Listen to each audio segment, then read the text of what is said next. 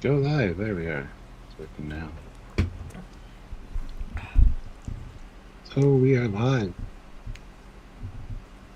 Oh wait, Welcome back, I just guys. see a black box.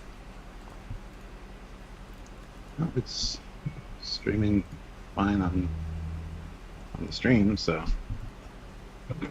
Let's have a look. Yeah, that's really weird. So basically, YouTube shows us nothing, but the internet shows us something. Good. Thanks, YouTube. go live. Yeah. There we are. Okay, fine. Because I click like while I'm on the normal thing. Well, we're here. Welcome back, guys. It's time for Lower Hello. There we Decks. go. Did you guys miss us in our regular Friday release? It genuinely feels to me like I've been gone a long time. It's been like 3 weeks. How does it feel to you, Stuart? 'Cause it feels like a long time to me. Feels like a long time. Yeah.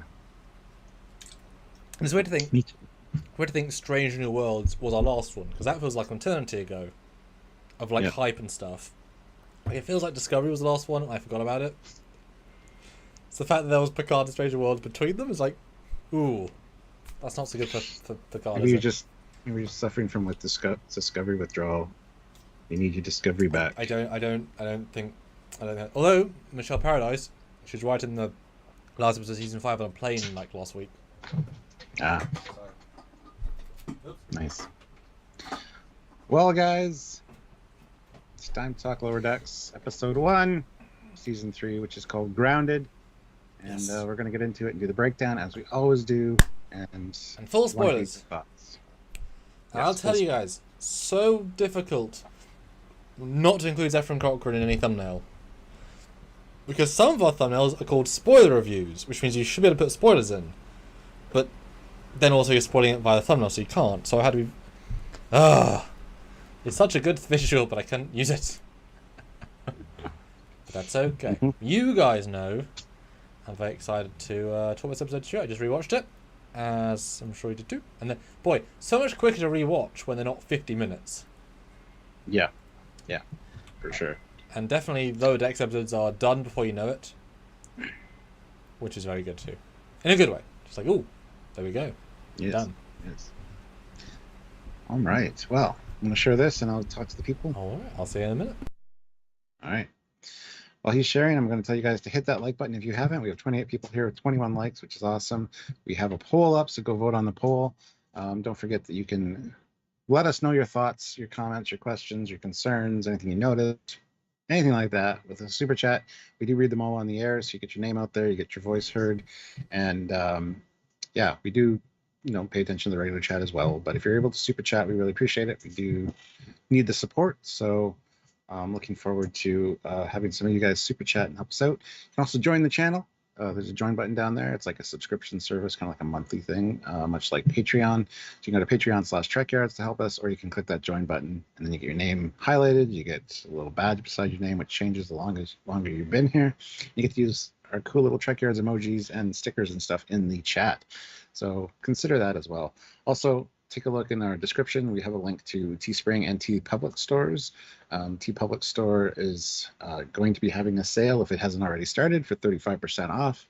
So go check out some of the Trekyards merchandise, see if you want to get some. Some of it has been selling lately, so we really appreciate that. But yeah, it's a good time to get it with 35% off. It's pretty good. Some stuff's 40% off, so check that out. And if you go and the sale's not on yet, it will be in a day or so. But I think it started today. I didn't really recheck the email before I came on here. So if it's not on right now, the sale, but you want to see something you like, throw it in your cart and then just go back when the sale starts and pick it up for a good discount. So lots of ways to help us out and support us. And we really appreciate all of you guys. And we want to hear your thoughts on things as well. We have 39 people here right now with 27 likes, guys. Hit that like button. One of the first things you should do when you come on is hit that like button. It helps the channel, it helps the video, it helps us, and it makes you feel good to have a little blue thumbs up underneath the video. So, all right. I won't forget your super chat, Ozzy. God damn. Just going to wait till Samuel's here to read it. Just relax. He's currently sharing it, putting the word out there to get people in to watch. And Yeah. Good to see you, Melissa. Legally Blind World. She's here and listening in. Good, good. All right. Well, there we go. All right. With the super chats coming in already, and I love that. Go vote on the poll, guys. Yes. All right. Ozzy throws in $2. Thank Let's you. rock and roll. No eating in the Phoenix. Yeah. Jasper Jedi, $10. Awesome. Thank you. Overall, great episode in my opinion. Greatest moment for me was the Captain Bateson appearance. Such a great nod. Yes, that was amazing. Yeah, we'll talk about that later. Simon Uphill, €5. So thank you. Really enjoyed Lower Decks returning. Catch Yourself White hot chili sauce is my favorite deep cut reference so far. Yeah, I want to get some of that stuff. I'm a mariner in that regard. Boimler puts on like 2 little dabs and is like dying. Mariner's like just absentmindedly pouring it on as she's talking. And then it's got a nice little kick to it.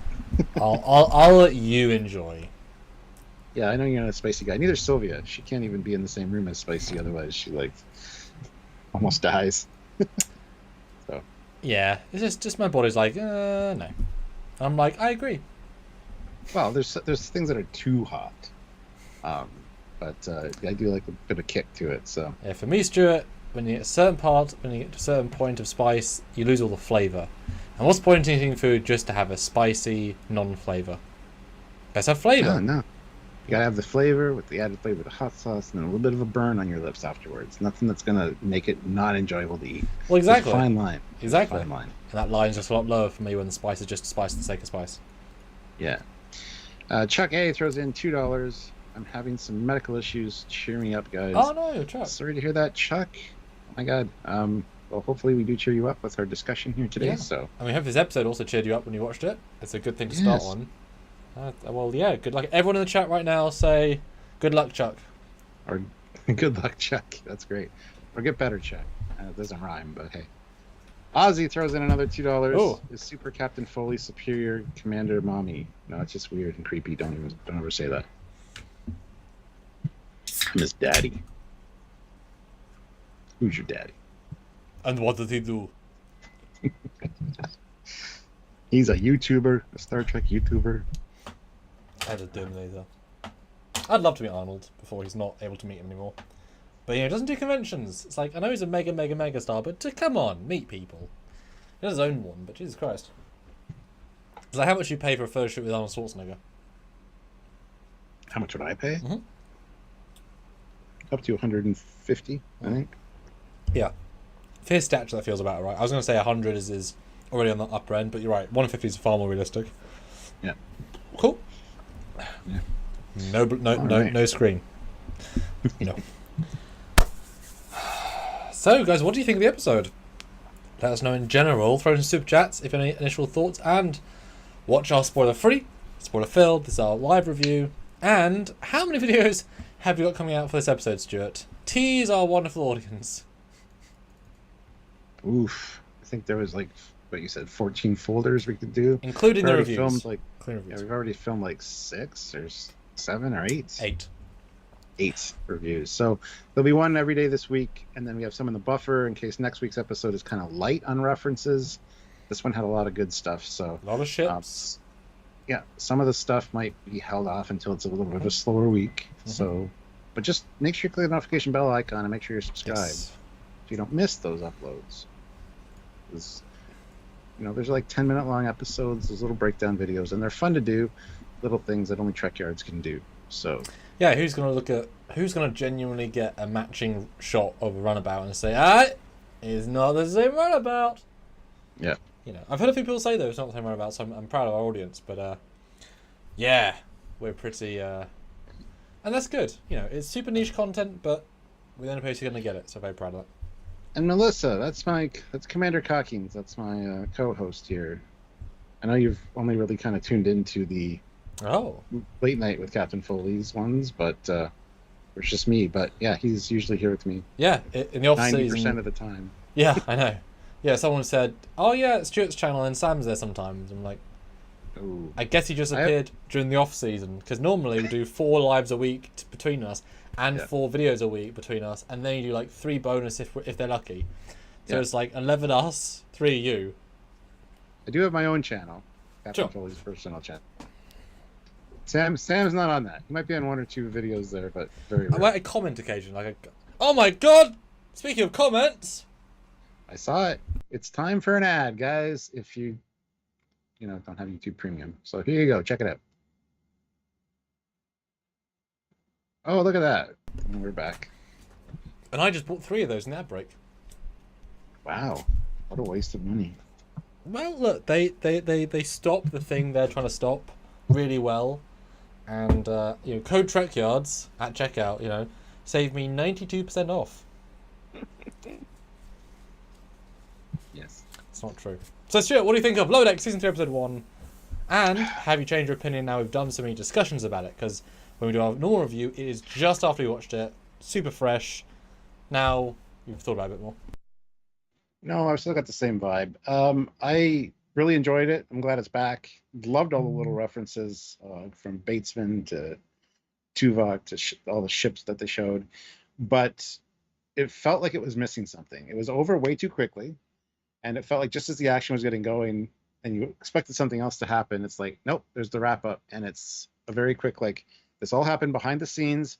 Boom, here's the story. I love how Rutherford's even like, oh my God, that's amazing. Can you tell it again? Kind of expected it. I was looking at my watch going, is this going to be a 2-parter? Because, this is kind of running down the clock here. And no, it wasn't. It was all wrapped up in one episode, and I thought that was fantastic. But it just felt like there's something missing. But overall, super happy that Lower Decks is back. So I really did enjoy it.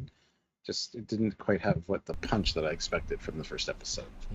So that's my expectations. So, I let myself down.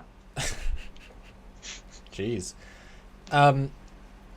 Now, do you think possibly, maybe subconsciously, that you're comparing it to episode 1 of season 2, where we get a giant Cardassian prison escape sequence, and you can't get much more of a punchy start than that? Do you think you were kind of thinking, well, it's not that cool? Yeah, exactly. Season 2 definitely kicked off with a really cool action beat. This one was very much just going in with the news thing, and then it was a very slow burn. And like I said, just when things were kind of getting exciting, it gets stopped. Subversion of expectations. I expected the stealing of the Cerritos to be a much bigger thing, and then to go on this little thing and little mission, and have something happen. And it's just kind of like gets out of the gate, gets shut down, and then all of a sudden, oh yeah, here's the resolution. It's like, I don't know. It felt like I wanted more. That's the problem. But how many, if you then having seen it, how many episodes would you have wanted the saving the mum story to be? 2 at the most. Okay, so it wouldn't have been too much of an extension. Yeah. I was really hoping for 1, but I expected there to be more political stuff. I would have rather followed Bateson on his mission than following Mariner and these guys. But I love that it's like from a Lower Deckers point of view, where they have no clue what is going on half the time with the higher ups. I also loved that it restored the optimism that is Star Trek, the optimism that is Starfleet. Have faith in the system, have faith that they, respect their captains enough that they will go above and beyond to prove guilt or innocence, and they'll do the right thing. Because, as you said, I mean, with Discovery's trial of Burnham, it's all lit darkly from the backlit, these 4 silhouettes of like people sitting judging her. It's very dystopian. This is the very much like, hey, this is how Starfleet should be. So yeah, that's kind of where I sit with that. So are you saying they had a lack of sheer fucking hubris, and it was all better because of it? Yeah. Because there wasn't no Clancy to ruin everything around. What did you think of it though? Because I know you love Lower Decks. So Lower Decks. Yeah, it's. I think it's better on second viewing because you can appreciate all the small dialogue nods. It's very dense, even though not a lot. Not well. It zips through not that many events, but kind of fleshes them all out unnecessarily. Like they spend a lot of time with the transporter guy per minutes, but it all kind of feels fun, part of the universe, and then obviously with the creatures. No, I really liked it. It's obviously not been anyone's favourite Lower Decks episode, but certainly the stuff they do well, Montana stuff is just superb. The meaning, message, moral is superb. The ending is superb. I do think it's an important episode because it's Mariner being pushed past the line, but the show doesn't want to actually do that because they want her to be part of a crew. I think this is a big learning, just like season 1 was about show starting her somewhere, as was season 2. Season 3 is she's willing to literally betray everything for her family, but by the end she'll probably realise that actually I am part of this team together. Now yes, she had her own 4 team, but trust the system, be part of Starfleet, work with the people. So I think they kind of had to take an extreme, just like with the first episode of season 2, where she chooses to make this extreme workout, holodeck program doing insane things to try and get off steam. And it shows excessiveness of her personality. So I think that fitted in well. I only after our discussion yesterday morning, I appreciated the lower decksness of it. That, yeah, them doing the simplest of thing, and I said to you, the video hasn't been released yet. The fact that we would both assume that getting a shuttle off-world, not that hard. The fact they couldn't even get a shuttle shows how lower decks they are. Shows that the hierarchy of command, when you're that low on that low class of ship, you ain't getting to any of those fancy parties, as we saw in another episode. So I liked the very, very, very grounded nature of the simplest thing. We have to get to a dry dock in Earth's moon orbit. And it's really difficult. They had to steal the blood. You know what I mean? That was a challenge. Whereas Picard or Riker or anyone they could just do it, right? So I liked that a lot. And the fact that it was Bosch, we solved it at the end. I kind of liked it. I do hope we see more. I think the biggest payoff for that would be getting Batesman back later in the season with the voice actor Kelsey Grammer in the story properly. That I think, or Tuvok. I think that needs to be a payoff to that, personally. But that's just me. So I really enjoyed it. I was going entirely just wanting to be just embrace what was there. Mm-hmm. And I mean they do so many interesting choices that I couldn't even couldn't guess it. While it might have been in my repertoire to have done a Montana joke reference something with Cochrane, I would never have done it that way, and that's why it's great. Mm-hmm. Mm-hmm. So yeah, it's quite a multi-dimensional episode, actually. Quite deep. Matt Boardman throws in $10. Oh, says something interesting is the comparison with Kirk. Kirk stole the Enterprise and ultimately saved the galaxy. Mariner steals the Cerritos and somewhat gets away, but now has a babysitter. Her friends shut her down and just lock out the nav controls. So it's such a anticlimactic theft of the Cerritos. So, but that's fine. I was genuinely expecting to have a part 2 where she's fighting Klingons in some obscenely wow way. But then, as soon as my brain thought that, I remember thinking, I actually don't want to see that because it just seems too silly, too far out. This ship can't do jack. So don't push that. So I liked the anticlimacticness of it because it's very grounded. And the fact that she breaks down and just sort of in essence cries, but not in a Burnham way. Like her breakdown's really relatable and just really good. Yep. Like how he even slams the thing. She goes, "You guys don't understand. She's your captain, but she's my mom." Yeah, and I didn't even obviously I didn't think in that terms. Of course she's going to go further than them, especially as they just managed to become friends in season 2. Yeah. And then she had to watch her. I think she was the one that opened the door and then watched her be taken in handcuffs. Mm-hmm. Yeah. No, I liked it. I mean, it's good as well that we then get to have the rest of the season be new, fresh, and interesting. Anything can happen. Mm-hmm. Well, let's get into it. We start off with the FNN, Federation News Network, News of the Galaxy, talking about the trial, and then you see Ransom and the doctor out there with glasses on. Did you notice that 3 of the reporters on the left-hand side of the screen are all wearing CBS symbols? Oh, they are. In it. Yeah. Nice little touch. I didn't notice it till just now, looking at the freeze or the frame, but damn. And actually, people complained that Commodore O was wearing sunglasses. Yeah. we got 3 sets of sunglasses here. I'm not going to say anything about that. want to point that out. Yeah. And I like that Tiana's like, fuck off. It's just, see, that's how you do swear words. You just censor them, but you still get the context. But they show some footage of her on Packled Planet with the bomb. And then they move into the lighter news, which is a swarm of incandescent vergament. And this is a whole different shuttle design as well. Those aren't nacelles of either version of the ship. So they're to design another separate shuttle. Like, because the Packards had to steal some sort of shuttle, so it's obviously an old version. Oh, yeah. Yeah. It's who the hell knows what. Nice. Yeah. Never noticed that, but yeah. Mm-hmm. I mean, I assume you guessed these purple things would be important to the plot. I suddenly thought, oh, see those in 20 minutes. And then they kind of go, okay, they prevent transporting. It's like, okay, that's what it was about. That was the main thing. Third set as well. Then it became an orgy on the whole. Yeah. So Stuart, which actually kind of saved them from security for a second. So how do you feel about L cars on plants? Explain. Well, you know how much I love my L cars, and don't break the monitors. I just love the reaction to that. Back it. You know, you can just turn these screens off.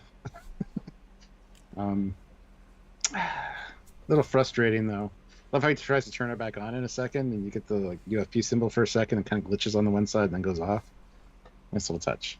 I don't know if they should break that easily with future technology, but what are you gonna do?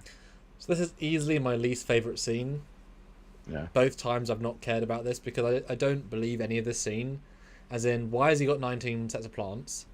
Why has he got 14 monitors? Why is nothing else in his office? Why is she there? They even says a house later on, as if it's actually his home, but we never. It looks like his office. I like some of the dialogue, but it's a very one-dimensional scene. Although I do like seeing them together. We've severely needed that, and you know, I like the bridge is a nice reference. I like the shells in the background, but this is the least. I don't get any character from this room to him as the admiral. It feels such disconnect of this isn't a nice personal home or office. I don't know what this is. This is just a place with screens to throw stuff, which isn't. And the fact that she can just break all his plants is just so unrealistic for me personally. And why is it 19 plants? Personally. But well, the guy even asked him later, why do you still have breakable things in the house? He's like, I just don't know. Yeah, in the house. It's probably an issue with her growing up. The Dark Lord Revan throws in $5. So thank you. Thank you. I wish they had made the joke, oh my god, this is where Geordi told him about the statue. Love the reference to that singer from the episode The Neutral Zone. Yeah, the country singer, there's I'm on the scrolling text, it says something about him. Damn. Nice. What's his name? Something Clemens. Oh, that's brilliant. Nice. But I like the Sonny Clemens. Yes. That's it. But I like the First Contact Admiral showing up, bit of consistency there. Actually his uncle, I guess, or like a figment uncle? Well, it's a friend of the family, probably. Yeah. Just, one of those friend of the families that just call them uncle. And again, they missed the second set of Admiral pips. Only Lower Decks has one bar. These are lower admirals. They wear different uniforms. I know, but he's wearing a normal one. Yeah, that's true. But no show ever has ever had one bar of admiral. Now, I'm not against it. It's just, okay, well, how many types of admirals are there? If you can have one rank of 3 as an admiral, one rank of 4, 2 ranks of 3, 2 ranks of 4. How many admiral types are there? Well, I love their whole discussion of, what is that red transportation along the bottom of it, you'd think. Top is covered in solar panels. Yeah. And also a walkway, probably, to the side of the bay. And then also the whole trust in Starfleet. Just trust the process. Yep. This comes in important later. Well, that definitely... That stands out better the second time, because you realise they're all telling her.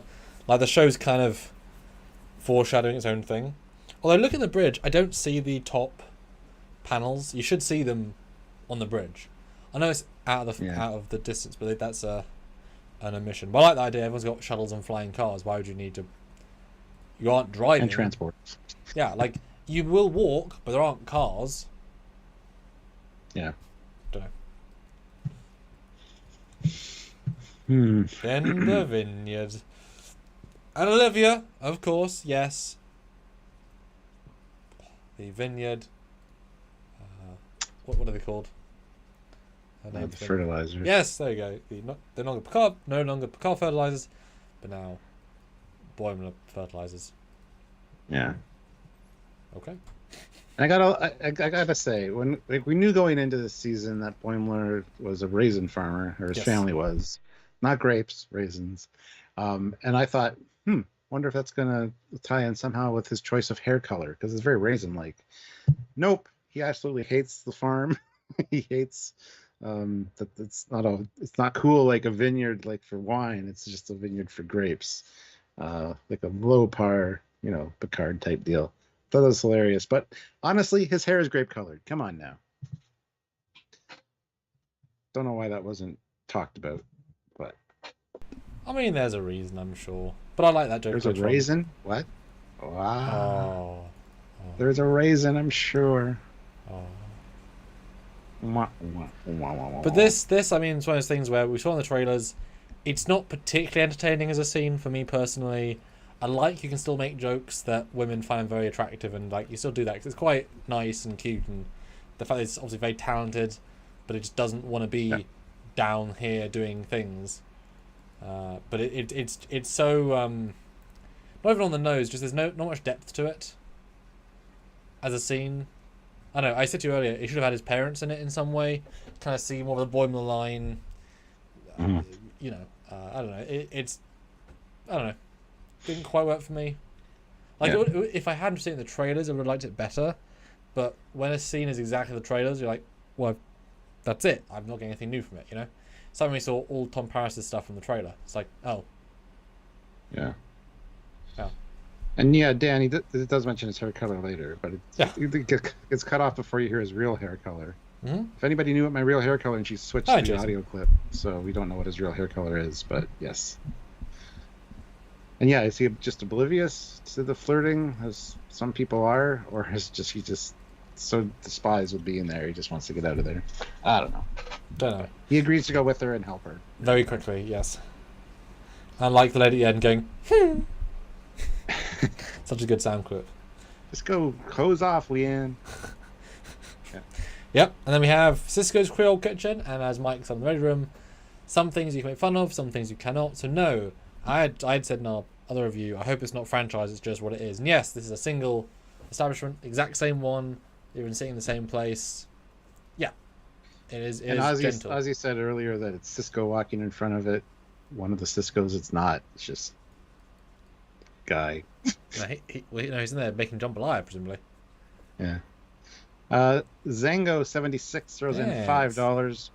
The first woman is dressed as the Sun-Maid's Raisin Girl. Yes, that's true. The Sun-Maid Raisin Box Girl, yeah. What the hell is that? Good reference. Oh, Sun-Maid Raisins. Oh, yeah. Hey. That's definitely an American dig, but I've seen that in TV shows. Is she really?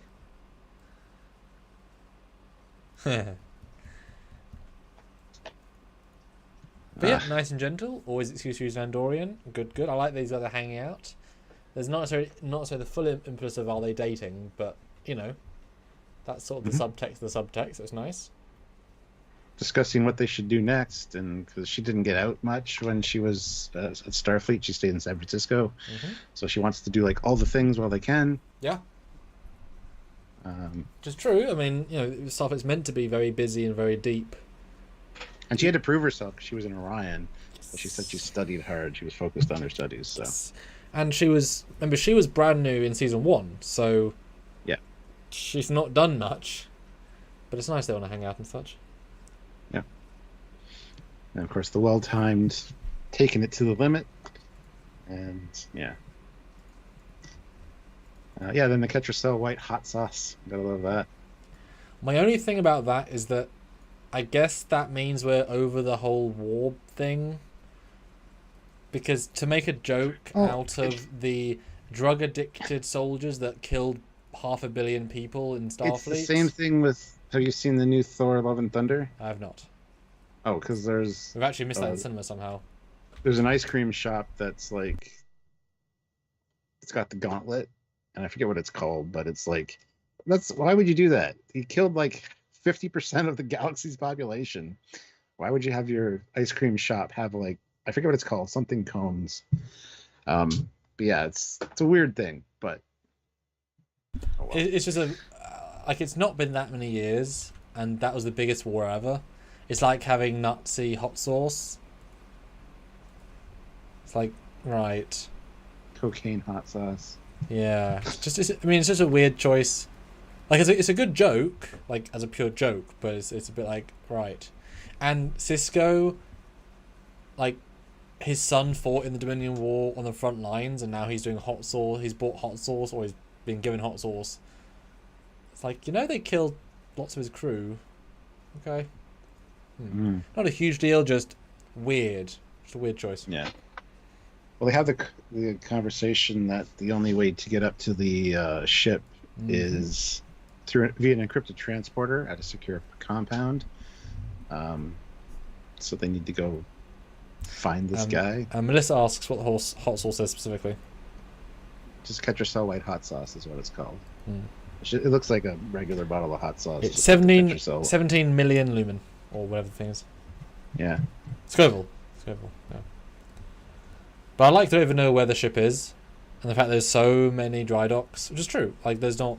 Hundreds of dry docks, yeah. I love that reference. Especially as the way they frame the Cerritos, it's a singular dry dock unit. It isn't in a regular one-star multiple ship setup. It's just docked somewhere. So it's basically in a ship's parking lot with a single parking space.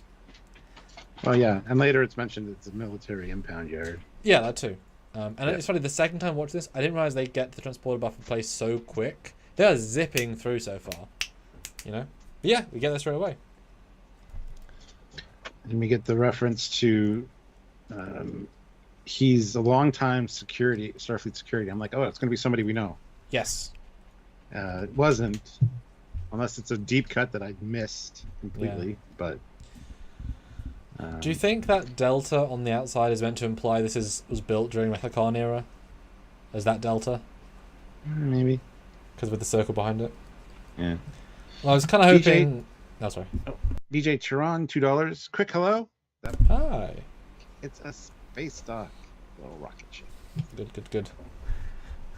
Good.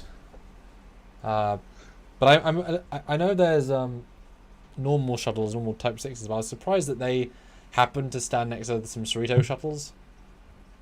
Like, why are there lower decks class shuttles? It wasn't a Discovery shuttle. That is true, but it should have been, a TOS shuttle or something. If it's a impound or whatever. It's a small thing, but okay. But yes, they jump in, and he's wow. He's what? And he's old man, yeah. Yeah. Chief Carlton Dennis. So he's a chief like O'Brien was. Mm-hmm. So not still really, in Starfleet. Still a chief, and he's so old, and given that age and health is such a thing in the future, that he's either so old or so ill that he has to have a walking cane. He's probably in his 90s. Maybe.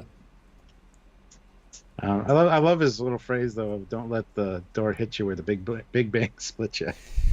That was good. No, I do think he'll come back. He's called Denny. Call me Denny, he says. I feel like there's such a strong idea of who the hell he is that he should come back.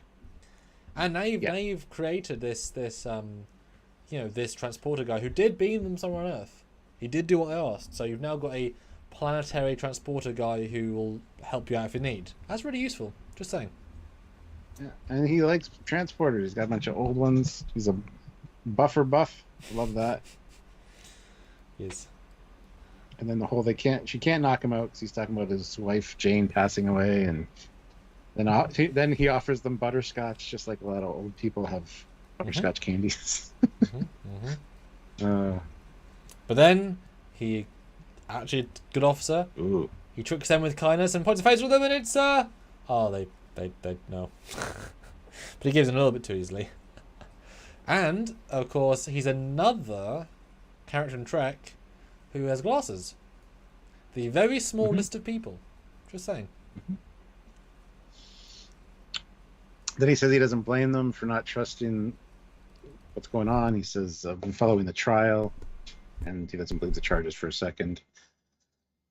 He says he can't transport them to Cerritos because of the vergament in orbit, preventing transporters, or transporting off of Earth anyway. Which I thought was the only reason they were there, and they were going to be used again. but then they come up. Well, Tendy's upset because she can't save the captain and she can't go to the historical trip to Bozeman, Montana. And I was watching the scene thinking, is anything going to be referential inside the set?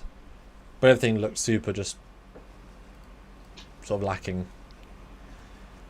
But it's been interesting that these organic life forms are actually going to, in our solar system, what are the chances? Nothing when it comes to Earth system. Pretty bold of them to do. They say it's a fluke thing, so. Sure, yeah. Lucky them. So Mariner gets the idea you can't be much to the ship. Mm-hmm. Bozeman, Montana. Which definitely did not think that's where we were going to go. But then it cuts to some trees, to what is an unexpected sight. Yeah. And in fact, I'm looking at this establishing. Is that 4 different silos, so 4 different rides that people can take them? Because those are like the same open hatches. Well, there's 5. Well, sure, yeah. Which would make sense. I mean, theme park doesn't only have one maybe. ride, so there's 5 Phoenixes. Well, he did say when the guy gets on earlier, he says, "Yeah, single rider, get on number 5." So yeah, there's 5 of them. He does say that later when he comes on. He's like, "I don't want to get in trouble because I'm a single rider, and I got told to go on this one." Isn't that great? But there wasn't a mountain there, so this obviously isn't the exact site. This is just because they weren't on a cliff. I don't think you'd build a nuclear silo on a cliff. You would, though. You build it in the mountains and stuff. If you'll watch the movie again, there is mountainous scenery around them. You never see this angle of it, but it's probably changed a lot since then as well. So yeah, but this was the music does not age. That's a phenomenal score, and I generally got emotional, not just because it's lovely music, but also this is such a symbolic thing, and the pure respect, the pure love to this stuff is wonderful. That it reinforces that people aren't disrespecting Cochrane. They're not. This is the most modern Trek we're gonna get. Truly showing, the place that changed and defined human history is this beautiful place that people on a random Tuesday come and hang out and have fun, and that's lovely. It's so lovely. Yeah. I love some of the names of the shops. There's one called Tea Trek, and there's one called Thirst Contact. Good references. The statue, obviously. Yeah, I'm taking a look here. Trying to see if there's anything else in the background. I do love the Phoenix swing, and you hit a thing and it goes up. That's so super cute. Yeah. And the balloons. You got the Phoenix-shaped balloon, TOS Connie, the T-Plana Hoth, and the Defiant, and also a Delta and a Star. Oh yeah. Those are nice.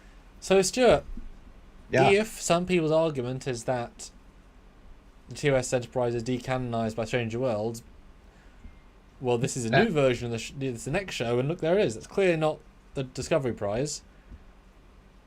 The next Too Tall, and many reasons, but there you go, Stuart. I guess that decanonizes the Stranger Worlds one, because that's how some people are arguing. Oh, it's the newest one. Well, there's the real one again. Yeah. I also just noticed that the ticket booth is also the Phoenix with a warp nacelle next to it. Yep. Yep. And there's a hat store on the right. I love how Rutherford's like, it's just like post World War III. Yay. Yeah, that was a weird line, but it made sense for them. It's just yeah. And Crash and Burn bar with its famous one-song jukebox, and then the Vulcan's First Contact Fun Zone.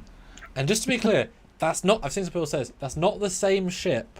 It's not. They didn't hollow it out and make it into a slide. That ship is giant, but that's beautiful.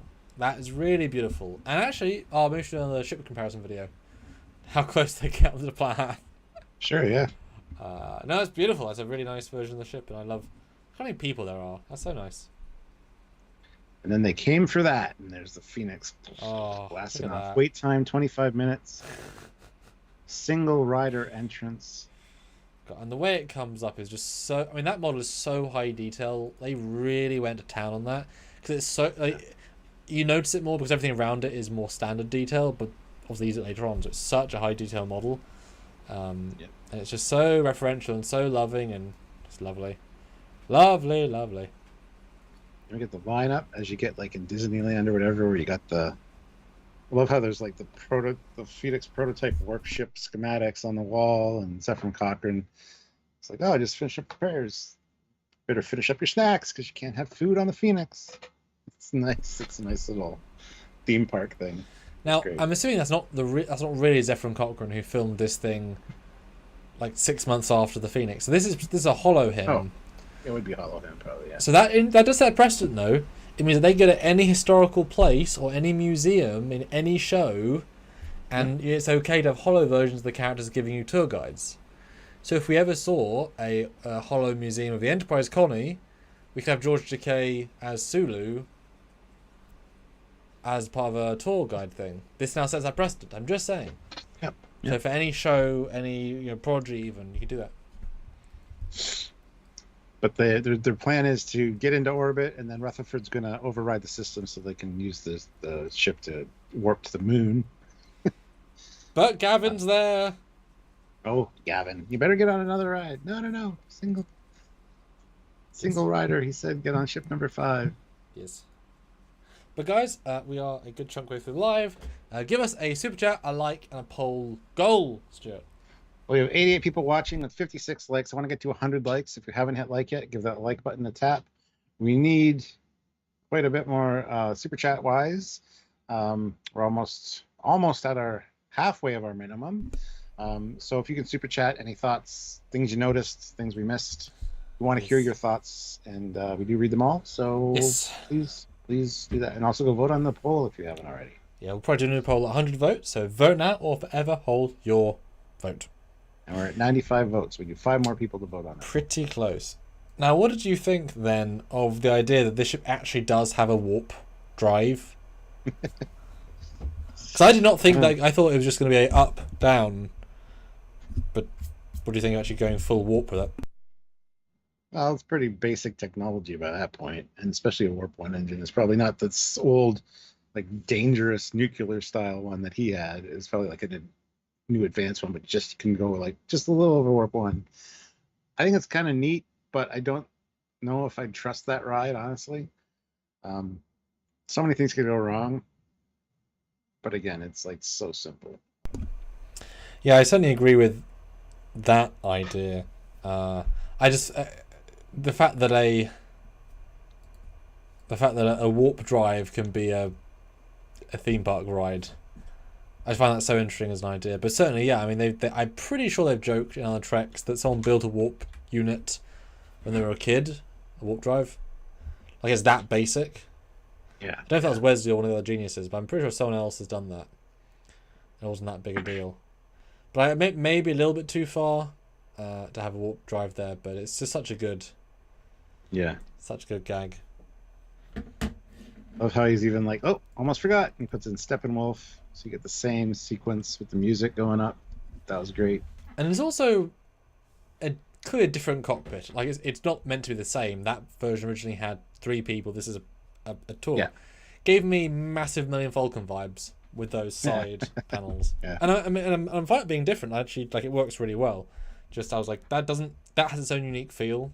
And yeah, the music was great. Although he's, Hollow Cochrane said that hundreds and hundreds, thousands of millions of times.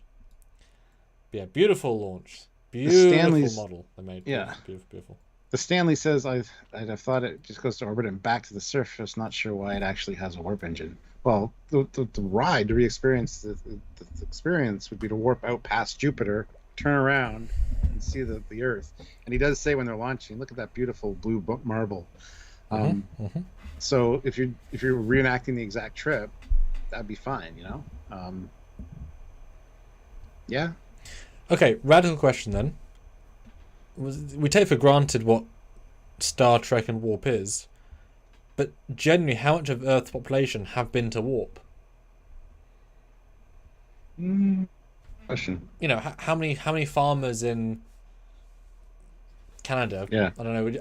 Have been on a warp unit. So in fact, this might be your first time, and I'd actually be fine with that. Most people aren't in Starfleet. Most people never do trading. So if you can go to Montana, this is probably quite a cool experience. Going at warp 1, totally safe, living the weird G-forces they felt. That sounds like a ride to me. You gotta think they must have like space lanes for this, because you're not supposed to do warp in the solar system for safety reasons. But if it's just a shot to Jupiter, you know, you have like these lanes dedicated to it, just to keep traffic out of that. You know, I think it's fine. But yeah, definitely. I mean, part of the joy of a lot of these things is seeing what they saw. Yeah. Just experiencing that, being at a place. It's like sometimes you go to a famous film location to see one angle, because that's what they saw while they were there. Or to live what Cochrane did.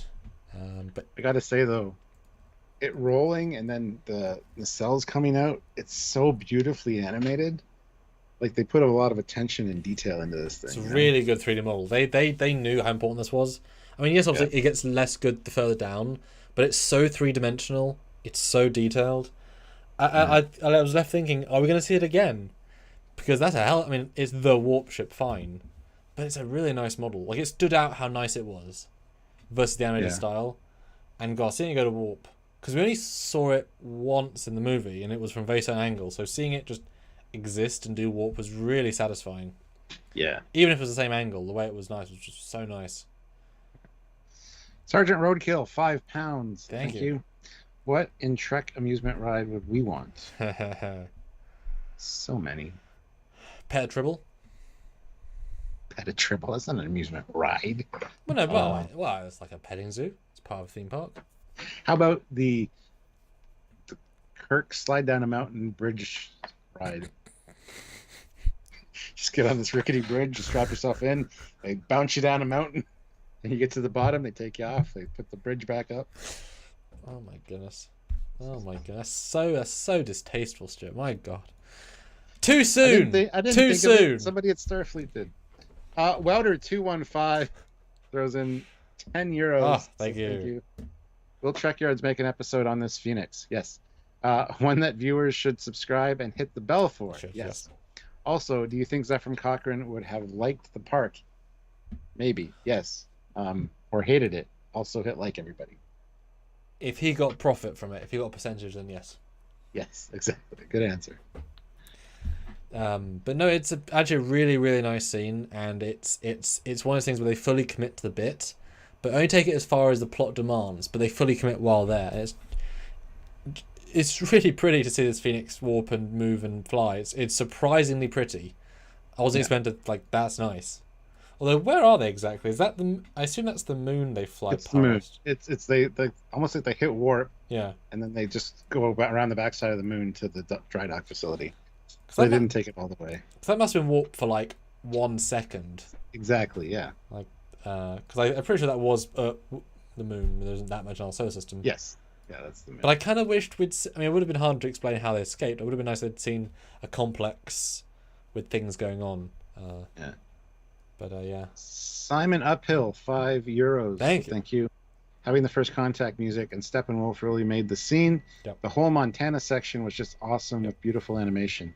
Yeah, and it's something that nobody would have thought of. So I'm glad the Lord X guys did, because now I'm like, yeah, what other historical events do they have like amusement parks around? Because that's an awesome thing, very important part. And Mike did say in the Ready Room, there's no money, so they're not buying this stuff. But the fact that you can go and they could replicate this stuff any day, but the fact that you're there and experiencing it, and I suppose this implies that Picard probably went there, because people say they visited Montana. Geordie says he's seen the statue. Well, that thing isn't going to be new, is it? So Geordie went to this park, rode the Phoenix. Maybe as a kid. Oh yeah, that's nice, isn't it? Oh, yeah. And Zango Nut 76 says hunt for the K7 bomb in a Tribble ride. And Preston M is like the Yosemite Spock rocket boot dive. Yes, that's great. I would personally like, and I thought this a second ago, the idea of having like the Star Trek Vegas, where there's like 3 rides, each with reenactors in like slightly cheap costumes. Like one's a Borg, one's a Klingon, one's this, and like the seams are clear, like they're not fully committing because it's a theme park. And you have to like win against the Klingon threat, and there's like 10 guys in Klingon costume, like I bat there for you, and you're like no Klingon, pew, pew, and they're like it's just stun guns, and they're just like I'm dead, and just like how does Star Trek make a cheesy ride when they've got transported replicators, metamorphosis. Just I liked the in-universe jokiness. Yeah. Yeah. The Stanley says Picard saw the Phoenix in the Smithsonian. Yes, the real one, but doesn't mean he didn't go here at some point as well. Although I can't see Picard going even as a kid. Just kind of, Oh well, not with his mum getting killed because of exactly. this and this. It's like, oh, yeah. Did Daddy Baltus? Gaius Picard? I think it was my name for him, wasn't it? Gaius Picard take him to the thing. Oh, Stuart, they're so different shows in terms of vibe. It's so. Why can't every show be as good as Lower Decks? Anyway, there she is in space dock, all skinned.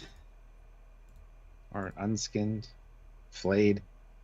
Whatever you want to say. Now, I did note that earlier in the episode they said she'll have a skeleton crew.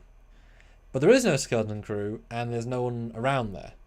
It was to put it into dry dock. It had a skeleton crew to put it into dry dock. Right. And that's why they were like, engineers, Rutherford! And Rutherford caught the 19-digit code, or the coordinates, beforehand. It was only 19 digits, so he was easy to remember it. That was the thing. He has got a camera in his face, to be fair. That's true. That's true. But I was expecting at least somebody on the ship for them to deal with. That's just me. I do appreciate their Enterprise E style dry dock. I've used dry dock several times. It is a little bit different, very minimally, but and you might have seen this dry dock earlier today. So I got a kick out of seeing this. I did that first. That was fun. Now I wonder how they dock. Because would it have a docking thing on the side? But small. But it was such a that's. They stole a Phoenix to dock with the Cerritos. What is that sentence? I never thought I was going to say that. Really great for size reference. I mean, it's one-decked tall. And I'm actually okay with there being an emergency hatch that you can kind of open. Yeah. And it happens to be airlock size. It's like, okay. I mean... Well, in case the ride malfunctions and you're out by Jupiter, they send a runabout to get you. Furious Fawns says... What, you haven't been to the San Francisco Bell Riots escape room? Oh, that's really good. That's also maybe too soon, but that's really good. That would be a whole life by itself. Like if just to get drunk and design Star Trek rides, theme park rides. God, if we were millionaires, Stuart, we could do so much good Star Trek stuff. Yeah. If they also donate a $5 or $10 million super chat, we could do a lot with that. Use. Although YouTube would get like. I can imagine YouTube thinking, so $1 million of super chat. They got $300,000 of it. Huh. Ugh. Wow. And how do we earn it? Maybe we should promote this channel more. We could do a lot. Sergeant Roadkill, £5. Dang it. Love this dry dock. I spent time modding it in Armada 2. Nice. Nice. But then Gavin decide, no, I'm Gavin the pilot now. I'm gonna explore the galaxy. Hell yeah! No, this won't be the last you hear from. And the doors close. I have a feeling, based on the end of this episode, I have a feeling Gavin's going to show up near the end of the season as like some crazy. He's gonna save their asses or something when they need it. I just have a feeling. Maybe they need a botanist. Yeah, it felt like such a setup. I didn't. Yeah. I mean, I thought he was going to survive until the end and then have to do something else. I thought that was kind of an obvious setup. But yeah, I that's the thing. Everything's so well done in this episode that everything feels like a setup. It's a great cockpit. It's a great Phoenix. It's a great, But yeah, Captain, so stupid. Oh my god, stupid. Just like do this I love outside the window and then go to work. Such a nice warp out effect. Like I love that custom sort of.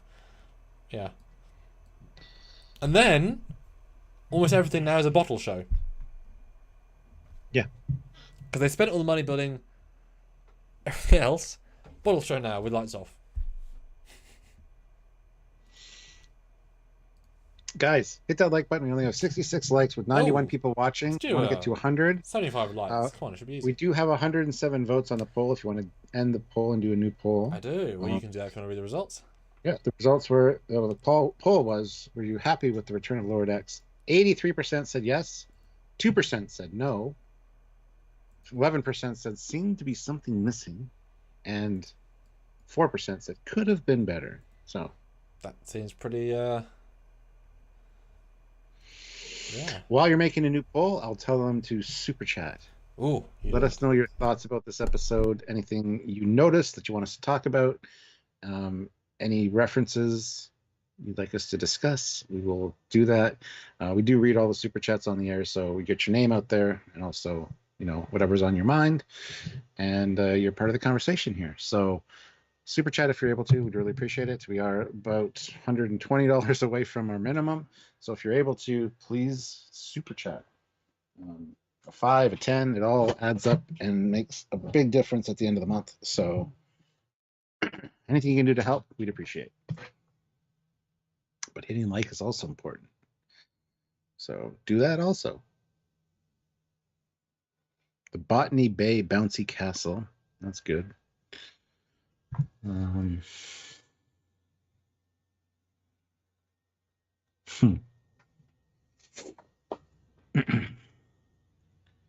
How do you actually fix one of those ships in dry dock? So you have like little tugs and little ships with or work bees bring in the parts and attach them on. There's also like control arms that are on rails on the dry dock that bring in the big pieces or the nacelles. That's how.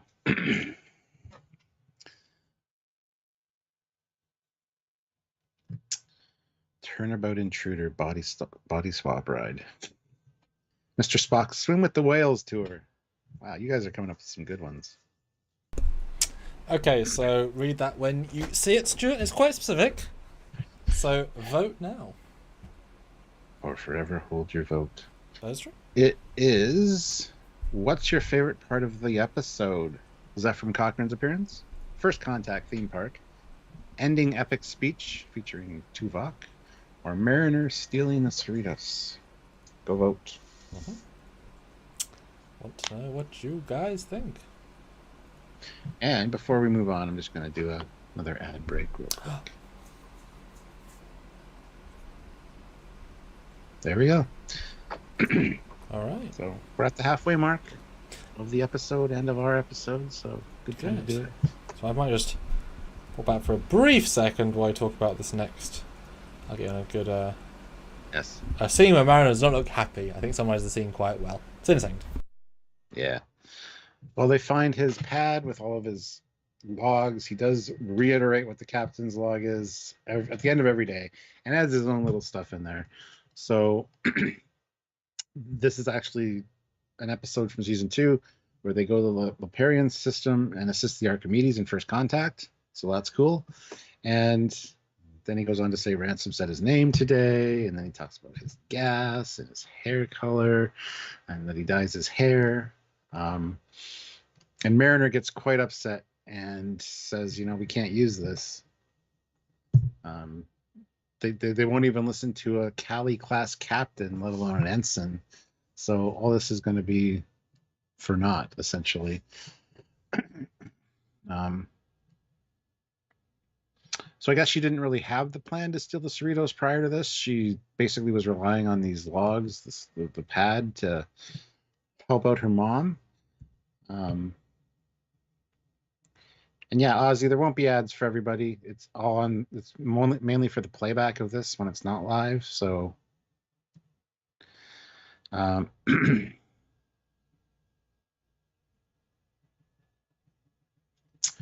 yeah. So anyway, Mariner's upset. They all say it's all right. It'll be fine. Don't worry. You just have to believe that things will go right, and you gotta trust the system. Just trust the process. And she's like, yeah, well, maybe this pad, the information on this pad will help. We'll take the shuttle back to Earth and help them out. And that's kind of this whole scene in a nutshell. So I'm just waiting for Samuel to get back now. So hit that like button if you haven't already. We only have 72 likes. I want to get to 100 or at least 80. Let's get another 8 likes to get to 80. Make it a small goal. Wouldn't mind another $30 in the next minute or two. If before Samuel gets back, so we can kind of hit our halfway point, that would be awesome as well. No new members during this live, so hit that join button and consider joining the channel. it all helps us out. Helps out the analytics. Helps out the channel. Shows YouTube that you guys are engaged and you want to be part of the channel. So if you can click that join button, at least look at the options to join. That would be amazing as well. Gorgonzola says, as a child, I always dreamed of a Star Trek themed theme park and made drawings of it. First Contact theme park in Star Trek itself is just awesome, but still not my favorite part of the episode. Sean O'Sullivan, the Deanna driving simulator. Oh no. Hardcore Fenton Mud's Wild Ride. Those are great. Tuvok Tower of Terror. You'll be beside yourself at the bottom. I think or Tuvix, sorry. Yeah, some kind of Tuvix attraction. Try not to get murdered. Escape room, that'd be great. Because I can't move on right now. This is kind of the scene we're on, so if anybody has anything to say about it, please super chat. We do want to get our minimum if possible, so a couple 5s, a couple 10s, and we'll be there. But that'll help us out immensely.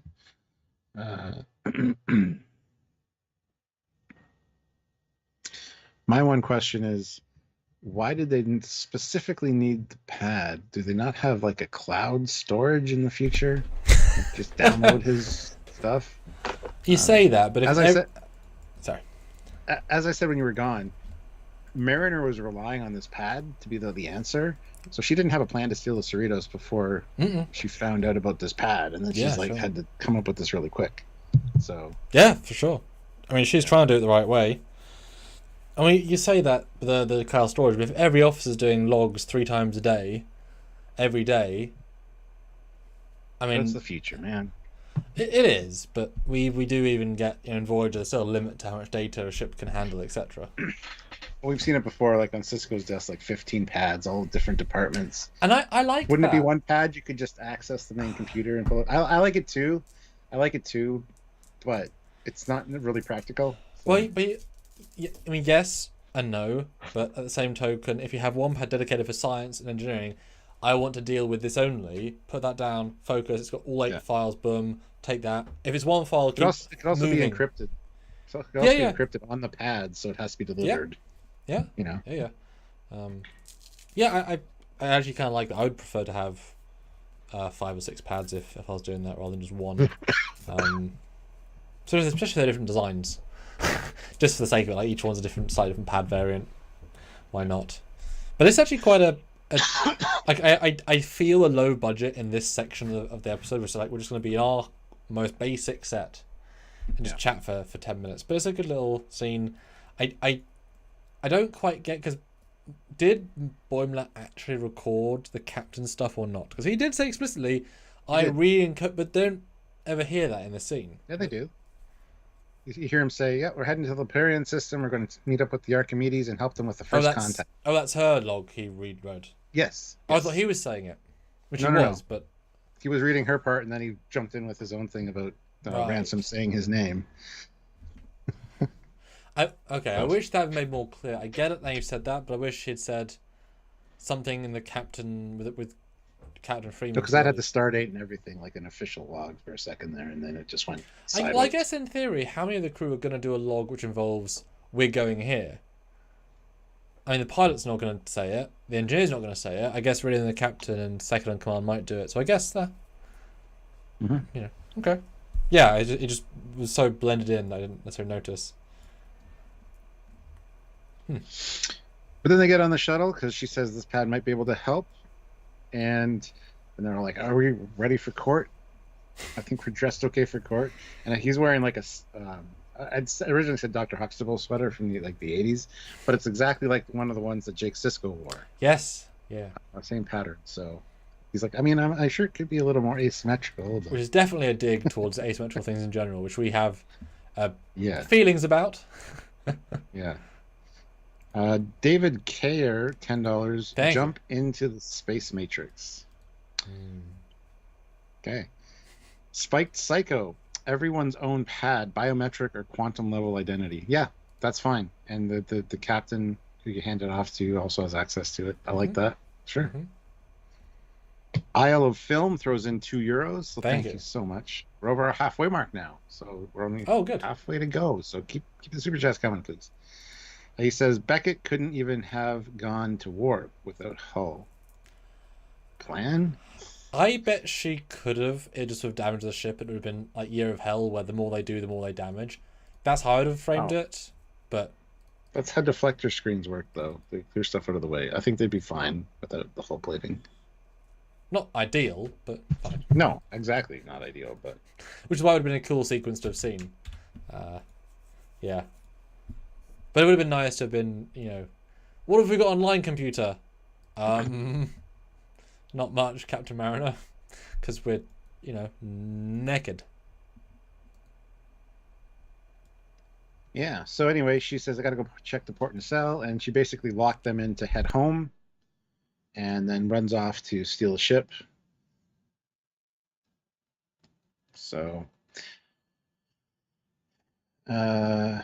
she says they say she got a bomb from the Klingons, so her plan is to go find the Klingons and bring them back.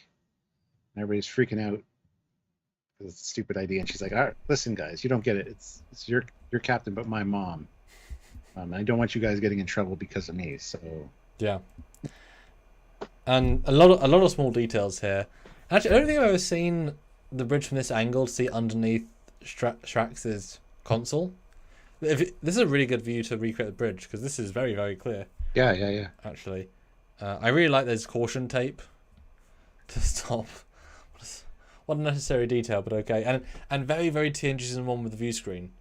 Like, that just super shows like the 3D parallaxy, because it is does shift between the two views, I think, slightly.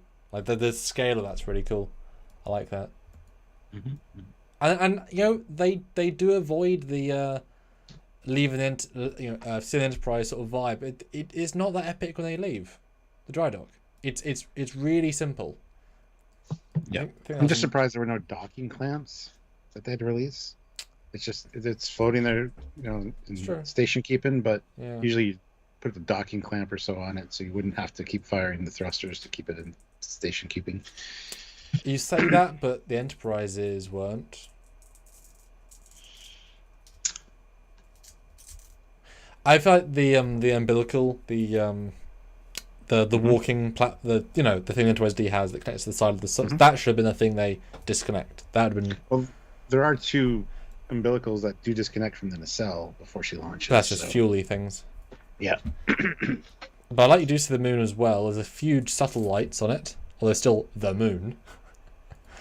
Mm-hmm. And I really expected them to jump to warp in that move out. Yeah. Just the way it was framed. But Boimler has a great idea. He's going to change. Well, they're on a course for home, which is Earth. And he just drags Earth to the ship. It changes its idea of what home is. And that's a really unusual top view. We never get that, the way the cutouts in the saucer are. That's really unusual as a view. Yeah. I mean, if you want all the graphics to build the ship, that's a very, very good view to help get proportionary where the pylons are and such. Mm-hmm. That's weird. Cool weird, though. But they're coming in hot because the shuttle thinks that there's still an atmosphere to break its speed. Which is a great idea. Ooh, and I thought this, but I haven't freeze framed. This is the first time ever we see a true shot of the hangar bay, because in the first season they explicitly never saw where the shuttles were coming from. Even though we said it was these things, they never showed it. Mm-hmm. They did show a shuttle entering the engineering hull or pod, and in season 2 we saw a bit more of it in action. But now it's finally a shot there, and you can actually see the force field. And is that a slight? Is there a space in between, or is it just? No, that is just the main thing. So yeah, you got a very, very strong sense of the scale, how far in it goes. That's it's just a new close that we've never seen before. Yeah. So yay. Although, boy, it would have been funny. It would have been funny if they did the crash, the roll, the poof, and then all of a sudden, poof, this emergency barrier net pops up. That's what I was shocked they didn't do that, Stuart. I'm shocked. It was such an obvious gag. Just hear the computer initiating emergency landing plan B. barrier comes up. Yes. No, 100%. Because the way the comedic value in which it rolls in to pause and then we're even more awkward and therefore good. But that's okay. Boy, hell of a crash though. Like shit, that's a crash. Reminds me of a Mariner bumping into the shields. Boom! Broken. These things aren't really designed for too much. What's the shuttle? This is a shuttle Jensen? Joshua Tree. Ooh. But yeah, they run onto the bridge. They are now not looking so good. And Mariner jumps straight into beating them up. Well, she says, I don't want to put you guys in danger. But I'll beat you up to stop you being in danger, yes. Yeah. But I love it. She even says, how are you so good at fighting? Dude, he literally broke your teeth last season in a horrific fight. Oh, yeah. But they do as a force and they do stop her.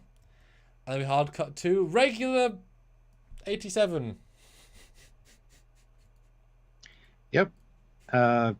Playing 3D chess on the computer. Slow day. And he's like, oh, Gary, do we have Cerritos leaving orbit today? No. Cerritos isn't dry dock. Why? And I really like the rumble. And then the reaction is like, shit, red alert. Yeah. I mean, they it's not the end of the world. And they treat it like, oh, a Cali class got loose. Yeah. But this was interesting to me, the fact that there's this Dragon station in moon orbit. That's a unique precedent. Obviously, still in service, unchanged, and just that close to Earth. Because we never saw this in any of the movies here. We saw the orbital complex, and that I think maybe would have been better if it was the... Yeah.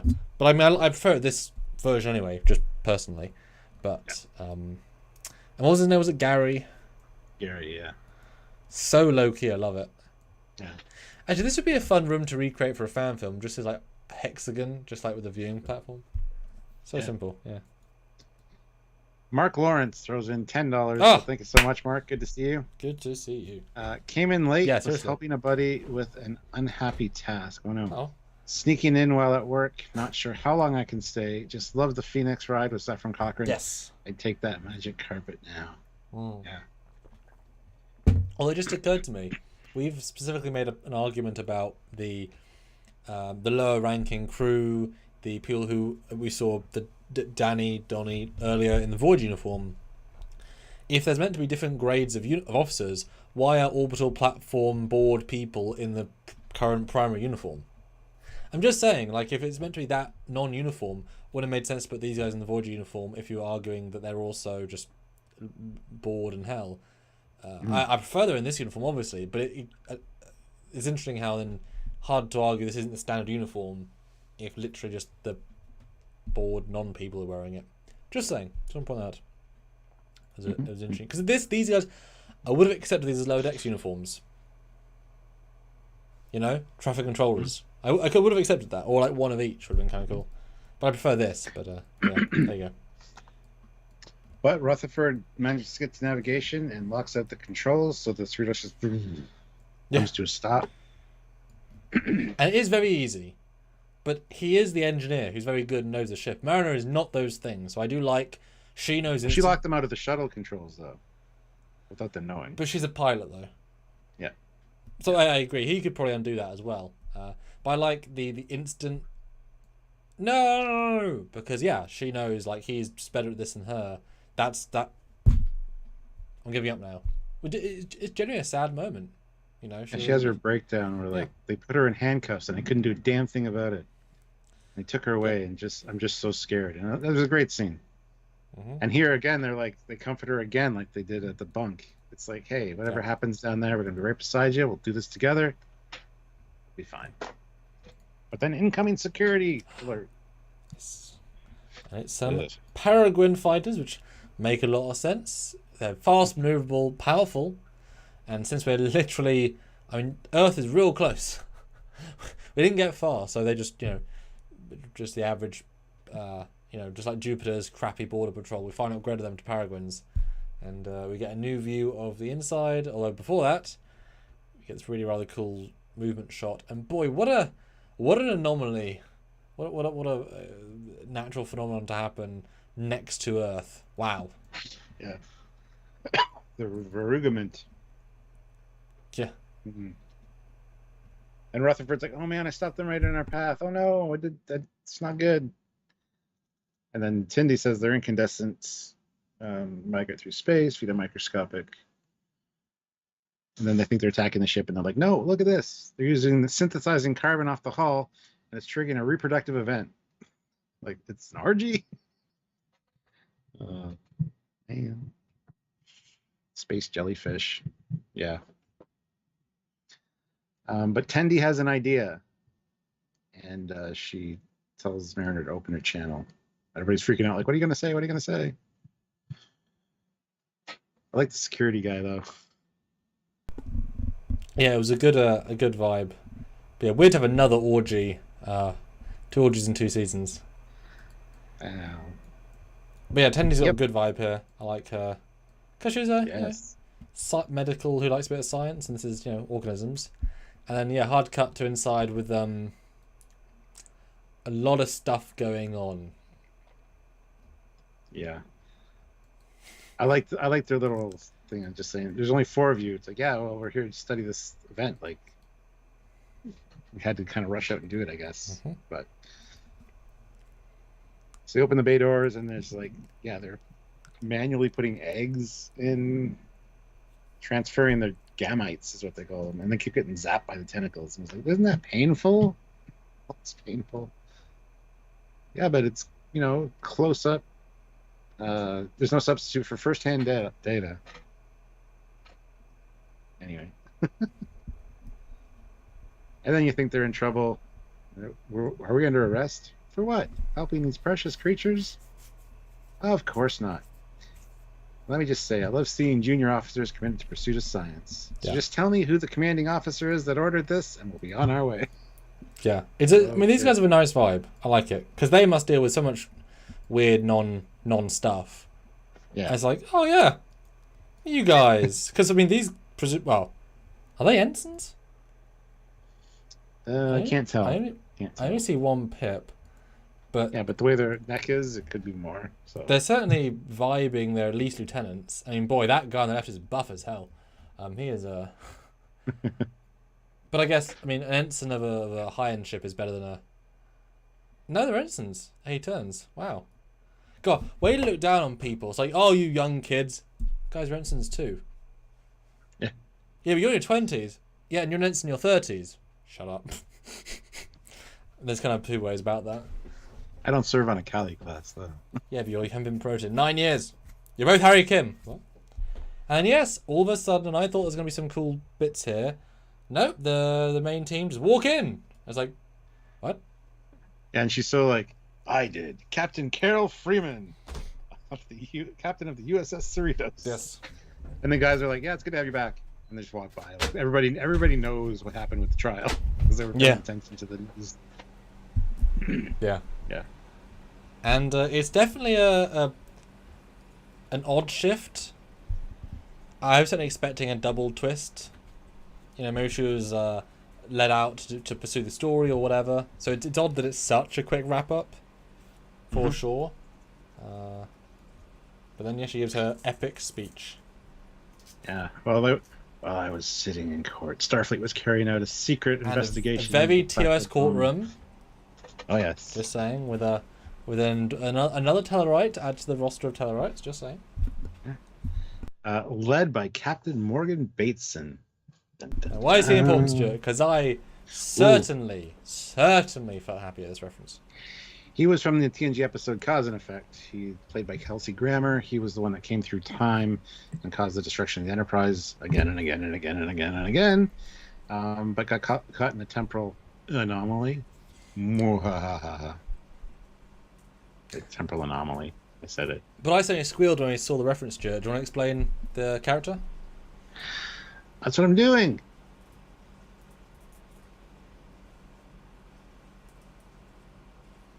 Did you not hear anything I said? Only 4 times. Oh. 3 times. I didn't get where you're going with that. God damn it. Yeah, so it's from the TNG episode Cause and Effect. I'm not going to say it more than twice. But Did yeah, you not play by get? yourself Did you not down. get us doing that as a joke? I didn't. I absolutely did not. You're like, the fuck, I won't listen to me. I'm like, Yeah, I'm like, are you stupid? Did my signal cut out? What's going on right now? I was hoping for the most seamless reset, but you didn't in time. Well, usually I clue into that. I know, Like, it's fine. sometimes my signal dies and Right. you're still moving fine. And I was trying to time it, guys, but it's okay. But no, that was so smart. We've got an episode on him. Don't worry, it's come out. We've already filmed it. I think this may have been Riker originally, and then they changed it because the beard anyway, but like it would have made sense to be Riker because he knows Carol a lot. Titan specialist ship. He's a bit Black Ops, but I really appreciate it wasn't. You know, develop in the universe. Mm-hmm. But it turns out that they actually faked the footage. It's Packled. Yep. And then we get a beautiful shot of an Akira class firing on this little ship. And that ship is from They Enterprise, or at least the front bit is. Let me see if I can find the ship. I know it, and yeah, I didn't click on this, but that must be Batesman's ship. I mean, it must be the way it's framed. So that it would be cool if it's the new Bozeman. That would be awesome. There's no registry or name on it. Akira's. That's a good ship for him to get, though. All credit to him for securing such a nice ship. Yeah. Okay, yeah. which ship is this? Because I do have it. But that's such a great shot. And like I said, these scenes during this discussion, each one is like a painting. Yeah. Like even the courtroom scene, you could frame that if you wanted. This one, you could frame the shot of Packled in a minute that's exploding with the Olympic class and the Cerritos there.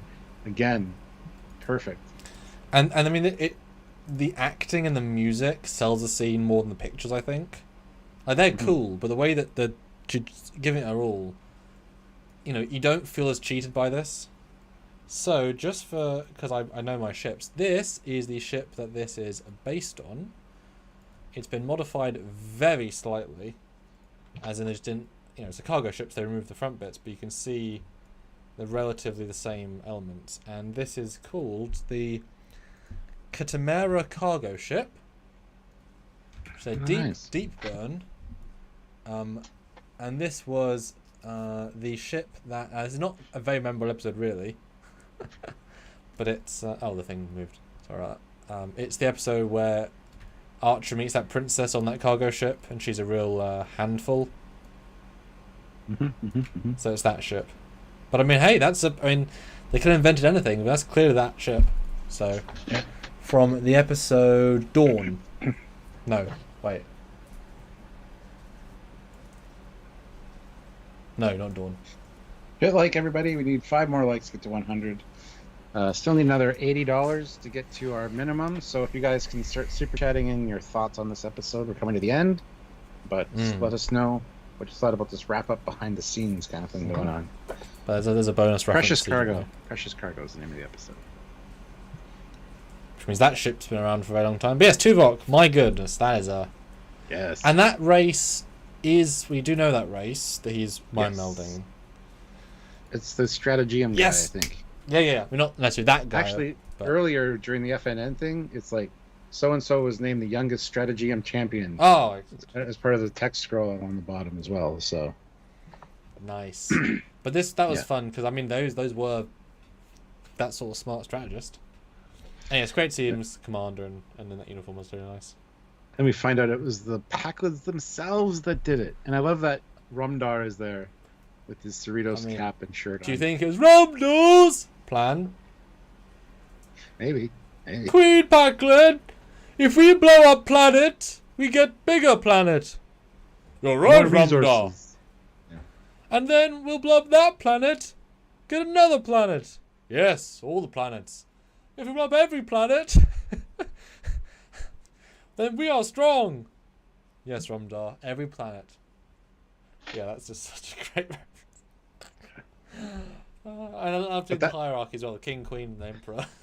Which is such a good joke. Yeah. Sorry. But the next shot of the Packled planet exploding, you got some Packled ships in the background, the Cerritos and an Olympic class there. Looks fantastic. Nice shot. So their goal was to blame it on Carol Freeman or the Federation, so that the Federation will relocate them to a more resource-rich planet. Doesn't fully make sense, but no, of course it doesn't. And then the whole She says, so it was a classic Packled Samaritan snare. I did groan at that slightly. I know. But that's fine. It's a good phrase. This I thought was interesting because obviously this is a huge reveal, as she says, the biggest twist, or whatever she said. Now they're stupid, fine. Grain of salt as to what they're thinking, but this to me implies that they didn't actively massacre their society, because I don't think the rest of the planet's going to be okay with a hole this big in it. I don't think the ecology is going to survive too well with the molten core like this. So my assumption is they did actually get people off the planet, and the Packleds originally in season 2, I got the vibe that this was kind of the end of the Packleds as a threat, that there'd be some but not a big deal anymore. I'm hoping this implies that it was intentional, so therefore people are off world, there's still going to be a Packled force. It was such a creative threat to include in season 1 and 2 that I don't want this to be the end of them. So hopefully this is implied, no, there's still going to be a thing, just with a smaller planet.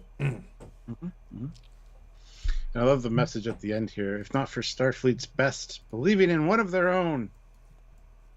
And then they get, oh my god, that was amazing. Can we hear that again? And that's a great hero shot of them coming out. Yeah. That's a great. And the fact that the Packled Queen survives is a good sign. And yeah, just Tuvok and Batesman in full uniform is such a snazzy thing. Oh, I love how, let's be honest, how obnoxious the Lower Decks red is compared to the nice wine of the it's really more garish. I mean, my goodness, even the trousers aren't actually black according to this. They're kind of like charcoal grey. Yeah, because I mean they're the same thing, so clearly it's meant to be the same thing.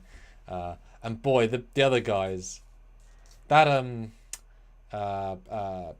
Tiana, she looks like that lady in the first Matrix movie who gets killed on the phone.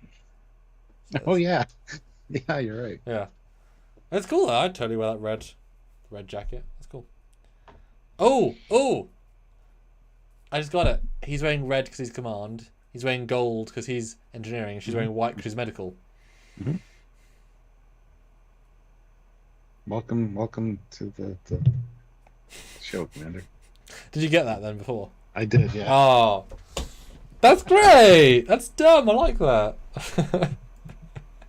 That's good. That's good, yeah. And then Mariner's surprised that Starfleet came through. Who knew? I did, Beckett. I told you as much. Your friends probably told you as much. And he's like, well, yeah. All the damn time. Bye, Chuck.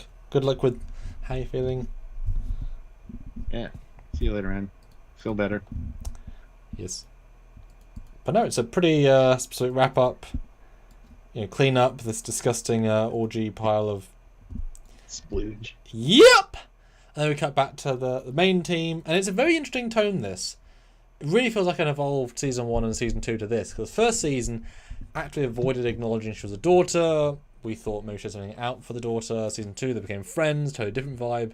And now it's like, babe, I'm not gonna like you're my soft spot. I am never gonna punish you like you need to be punished. But we've let you do too many things for too long, and you know you don't listen to him, don't listen to me. It's really very, very mature, but also sad as a because we're noticing these three. We're noticing these three together actually. It's a really interesting like tonal scene. I did like it. And she's like, "What are you gonna do? Transfer me?" He's like, "No, man. The Cerritos is your last hope." And demote you. Like, there's nowhere else. You're the yeah. This is it. But she's like, as your mother, I can't rein you in. I would never kick you out of Starfleet. Yeah. But I know someone not burdened by family ties. And again, I expected somebody else. I didn't expect it to be Ransom. But yes, that's okay. More from not him, not him, not him. Yeah. And then what does he say? I'm your daddy now. Yeah. He's got final oversight of Mariner. Whether you stay in Starfleet is his call. He's like, as far as you're concerned, Mariner, I'm your mama now. Yeah, that's what it was. Yeah. Jesus. But I mean, it's a good dynamic. It would be nice if every season becomes less chaotic. Hopefully that implies this. We'll see. I mean, cut to splooge control. Or sploof control, as he says. He says, covered in sploof, yeah. And then I do remember this theorem was a big deal. So this is quite a huge Yeah, Easter it's egg, unsolvable. actually. Yeah. Yeah. Although I thought No, that'd be... well, no, it's not unsolvable. Nobody's been able to solve it yet. And this kid did. Yeah. I kind of thought that was a Wesley joke. Like I thought they were going to say, oh, new files found of Wesley Crusher from, young Wesley Crusher. It's not, but yeah, Phoenix Warp Ship has been one of the moons of Jupiter. See, near the moons of Jupiter, I have a feeling that the ship has a limiter on it. It can only warp so far. That's smart. Yeah. So he only got that far. Yeah. Yeah. And I've got to say, I love that she's the hardest core ginger ever. One of those guards. Because that is a ginger lady. With freckles and everything. Because we don't see very many gingers. Actually. And actually, it's funny. Because earlier I mentioned if it malfunctions, you can go rescue them, right? Mm-hmm. And it says, as a malfunctioning theme park ride. Yes. Leaves one man traumatized. And there's, the runabout there to help. That's awesome. Does that look a bit like Marie? Just more gingery. Yep. I thought that when I was watching it. I was like, that's interesting. Anyway, I'm Captain Gavin. I'm on a trek amongst the stars. I have a feeling we're going to see Captain Gavin again before the end of the season. So much of this stuff I want to see again. I'm annoyed in a good way. And yes, that is a new runabout design. Check our episode coming this weekend. We've got a double ship weekend, Stuart. Oh. We are the ship guys, and there's 2 this weekend. Mm-hmm. That's pretty special for us. My goodness. Yeah. Mm-hmm. Good ending. Yeah. Definitely a reset, and I thought it would be more later on with this character. But hey, maybe not. But yeah, I mean, nice to end with the ships. I mean, I'll always take a ship ending. Yes. Yeah. All right. Well, that's that episode, man. We're still like $80 away from our minimum, so nobody's put a super chat in since I said that last. So if you can super chat now, I have to create that folder with all the numbers, the thing with scores. I got to make that now briefly, but definitely, guys, those number of dollars. And of course, let us know what you think. Stuart will read out the super chat scores. I'll read out the non-super chat scores. We want them out of 10 for you guys. And like I said, 80. So, 8 10s, we're done. And we need one more like to get to 100. So guys, help us out with that. But yeah, we'll do our scores. We want to hear your scores. So super chat in with your scores and your final thoughts on this episode as the first episode of season 3. Zango says disappointed Ransom wasn't possessed in the first episode of the season like the first 2. Yeah. And Gene and Waski, we're gonna have a video on that, so you actually compare them side by side, and there's a few little differences for the runabout, so definitely check that out.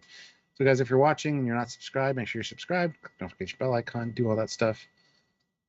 We're 93 votes on the poll. We'd like to have 100, so if you haven't voted on the poll, go vote. And then we'll get into our final scores and stuff, and we want to hear yours. So super chat in with your final scores, please. We'd really appreciate that. I will read those ones when we're done ours. Yeah. And if you don't want to super chat, but you still want to score it, you can throw it in a regular chat, and Samuel will read those out at the end. So. But our minimum is our minimum for a reason. So. Yeah. And we do work hard. I mean, we've got a lot of videos. We've done a lot of low decks in the last 2 days. So. Yeah. Say thanks in advance. Area 51 throws in $5. Star Trek Lower Decks, like a hot shower after a hard day at work, comfy and satisfying. Nice. I would say more like I mean that's great. That's a perfect analogy. I would say more like you've sat down after a long hard day's work and you're having a nice slice of just delicious chocolate cake. Classic, delicious. They know how to make it. Good shit, man. Whereas like Stranger World is a cherry pie with bright cherries that is a bit weird because it's not built like a normal cake. So, it's bright, it's great. It's like, okay, well, not the cake I'd normally like it to look like, but that's fine. Discovery is like it might be an English thing, but rice pudding. No. Well, yeah. I Discovery's kind of like hate rice pudding. Discovery's kind of like Thrills gum here in Canada. Ooh. Thrills gum is this purple gum, looks like a chiclet, but it tastes like soap. So it looks like it's going to be good to eat. It tricks you. It tastes like soap. So Yeah. For me, we used to have rice pudding at school, and I remember thinking, A, this is meant to be a dessert, the hell, and B, one chocolate button on the top, like that creates enough sugar and yum to fill the entire thing. I remember I used to have like 2 bites of the middle and stop. It was just disgusting. And Picard is like, it's like a World War II cake where they were rationing, so it was actually cardboard. And it was nice on the outside, it had no substance, and you couldn't eat it very well because it was cardboard. yeah. But yeah, let's think. Scores, guys. We want your scores right now. Out of 10. Vote in the poll as well. And we're only $10 away now from our minimum, thanks to Wouter, but we'll get to that 10. in a minute because he's got a score there. So we'll do ours, and then I'll read your. Thank you, Wouter215, very much for that super chat. It's not far. Oh, Another not raisins. Don't like raisins. Another 10 would be. All right. So, Stuart, your closing thoughts, and has your opinion changed after our deep dive review? Because we do talk about it. We do go in depth. Yeah, I mean, there's a lot of good stuff here, and there's a lot of subtext stuff like the optimism of Starfleet, and trusting the system and stuff like that. So I like that. My thoughts really haven't changed though. I did expect more from this episode, and I would rather have watched the Captain Bateson mission. But that's the whole point of Lower Decks. You get it from the Lower Decks point of view. More than half, 90% of the time, people in Lower Decks don't know anything that's going on in an episode of Star Trek. It's just the main cast, the bridge crew, So I kind of like that because that's exactly what happened in this case. A lot of stuff going on behind the scenes that they weren't privy to, and I love the way it kind of played out. So, and lots of great references, lots of great ships. James Cromwell back as Sephram Cochrane was fantastic. We got Tuvok, we got Bateson. So, there's a lot of meat here. I will say he didn't sound as old as he is. Because he's really freaking old, and he does not look. I mean, he looks okay, but he's old. Not in a bad way, just he's an old man. Yeah. But he sounded almost always good. He didn't sound young or fresh, but they also done a little bit to his voice, or like get him on a really good day. Actually, I wonder how old he's compared to Patrick Stewart, because he kind of looks as old. I want to finish my synapse. So no, I really enjoyed this episode. It's great to have Lower Decks back. It wasn't the episode I expected, but it's the episode we got. Was it the one we deserved? Maybe. I was right. He's the same age as Patrick Stewart, and yet sounds exactly the same almost as he was back then. So, yeah. Wow. So there's a lot to love here. I'm very happy it's back. But compared to other Lower Decks episodes, this isn't my favorite by any stretch. So that'll affect my scoring quite a bit. Everybody kind of got things to do, and we really saw a vulnerable side of Mariner, which was nice, and more of the family dynamic with her dad and the mom being in the same room for a change was kind of nice too. So honestly, this one for me will probably give it a 7 out of 10 because I'm judging this based on Lower Decks quality. For me, it's a 7. It was good, but because this will help us later on, compared to all of Lower Decks. Compared to all of Lower Decks? Mm-hmm. That's why I gave it a 7, though. Because I'm comparing it to other Lower Decks. I mean, 7 for each is fine. Yeah, that's fair. Okay. Yep. Okay, cool. How about you? Yeah, we've done a really good summary, I think, of the thoughts here. It's a very creative episode. This is stuff that Mike, smart man, had smart ideas, done well. The main cast used well for the most part.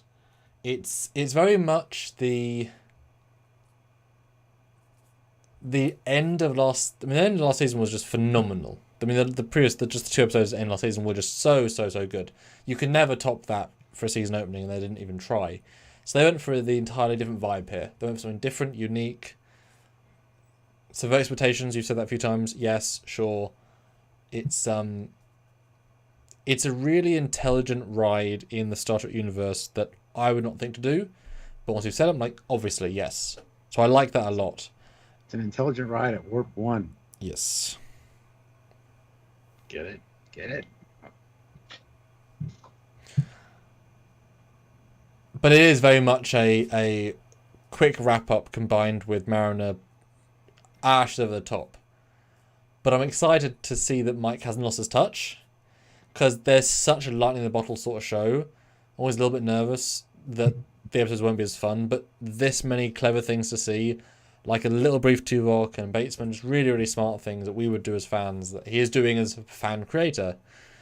Score-wise, it's tricky. It beats some of season 1 for me for sure, because everyone feels so consistent to themselves, right?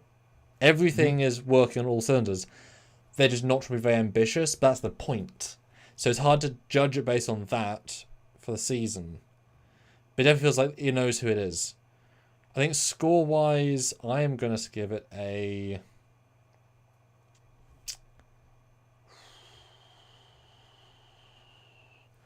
I'm going to give it a solid 8 overall. And I'm going to give it 7.5 for all the low decks. So higher than you, but not a ton higher. It's doing all the fundamentals well, with the Montana stuff being truly excellent. The first scene is not that good, and the wrap-up's too quick. But everything around it, pretty much from the middle, all the middle, is gold. The start and end isn't quite as good in some bits. But yeah, really enjoyed it. Cool. What are your scores then? Everyone, Stuart, you go Super Chat scores. Everyone else, put them in. And now we have $15 away from our next goal. 1-5. That is excellent. We've hit bottom minimum. I love saying that, Stuart. It makes me happy. So $15 to our next mini goal. Stuart, what are the scores? All right. We got Squadra Course with $2 and says, "Hi all. What did I miss? Just kidding. Yay for new lower decks." Welcome, Squadra Course. All of it. Missed all of it. Wouter 215 with 50 pounds. Nope. Euros. Thank you. Thank you. I think this was a fun episode. 9 out of 10. Hit like, everybody. Yes, you haven't hit like yet. What's wrong with you? Hit like. So thank you very much, Wouter. That saved our day. Awesome. You know it did, and we know you know. We know that you knew it did. Thank you. What he said. Squadra Course tries to snipe in for the last super chat slot with $1. Gets sniped immediately by Gene Wansky Jr. With $5 with no comment, but thank you. And yes, you're welcome that I said your name right. I saw your comment in the regular chat there. Gene Wansky. Now I'm saying it wrong because I'm focusing on it. Sorry. Gene, how's it going? Nice to see you. Preston, shut up, Sam. Preston M, $10. Thank you. 8.5 out of 10. Okay. I loved it, but it seemed like it went too quick. I agree 100%. Yeah. But if that is all there is to complain about, not really a lot to complain about. Yeah. Exactly. I mean, it is certainly comparable in terms of quality to the Stranger Worlds. You know, they do a lot in 50 minutes. They do a lot in 24. Yeah. That's impressive. And so many more references and in-canon stuff in 24 minutes. Oh. Yeah. Close, yeah. Captain Chili Bina throws in $20. Wait, Chili Obina? Thank you so much. No, not Obina. Oh. Thank you. Chili Bina. Oh. So glad Lower Decks is back. Still my favorite new Trek. My score, 6 out of 10 for Lower Decks. 8.5 out of 10 for new Trek. Oh. Thanks for all your hard work, guys. Live long and prosper. Well, thank you so much. Much appreciated. Well, this episode definitely beats 8 out of the 10 Picard episodes of season 2. Yeah. Probably 9 out of 10, let's be honest. I said in our review, I enjoyed this episode more than all of Strange New Worlds. Yeah. Not because those aren't good, this is just better. For me. As a Star Trek fan. Yeah. Yeah. Well, while Samuel is reading the non-super chat scores, which starts with Donnie Pearson's right above Squadra Course's $2 super chat. I'm going to encourage you guys, while he's reading those, to throw in that last $15 to get us to our next goal. $15 is not a lot, so that would be a nice way to end out by the time he's done reading them. So there you go. I've always had 67 people. I will say that tomorrow we are going to be doing a Trekyards Lower Decks themed drunk along with a special guest, Marie, my girlfriend, who's in the other room right now reading. She'll be jumping on for a live for the first time in 6 years. You'll meet her for the first time in 6 years. She'll be sat here. She'll see Lower Decks before that as well, so she'll give her thoughts and her, maybe her score out of 10. And she likes Lower Decks, and she's seen TOS and Lower Decks. That's her summary of Trek. So she won't quite get the references, but it's okay. So join in, get her drunk. That'll go great for me. And that's why it's funny. So what time is good for you then, Stuart? Anytime. I do my normal then. Yeah, 2 p.m. 2 p.m.-ish. Be fine. So definitely come by and say hi on that. Yes. 2 That'll- p.m. Eastern Standard Time. Yeah, that'll be interesting. All right, I'll read the non-super chats. Okay. Marco, 7.5. The Stanleys, 7 to 8 out of 10. Wait a minute. Whoa, where are you? Oh, I got you. Donnie You Pearson, have to- 10 out of 10.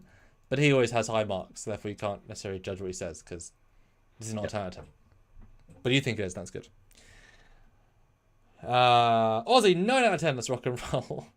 Yango, 9.99. Eric, 9 out of 10. BJ Turin, 7 out of 10.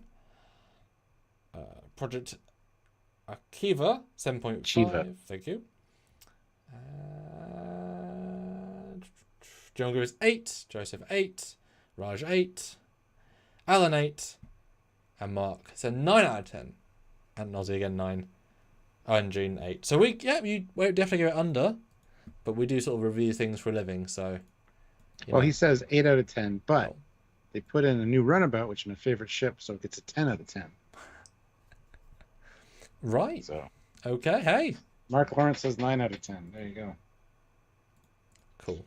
Squadron Corps snipes in with $1 again for the last super chat slot. It's closer to the $15 we needed, but that's okay. We hit our minimum, so that's a good thing. Yes, indeed. So yeah, tune in tomorrow if you're around, and share the word. Oh, George Mangrum throws in $15. Ooh, saving our bacon. Thank you so much. Such a fun episode. 9.975 out of 10. Actually, I'll end on this, that in season 1 they obviously held back from doing these sorts of big references. It was all about the subtle stuff. Season 2 we introduced Riker, but it very much kept to itself. This episode has Zephyr and Cochrane, Tuvok, Batesman. They're wearing Cochrane's hat, wearing bloody Jake Sisko's shirt.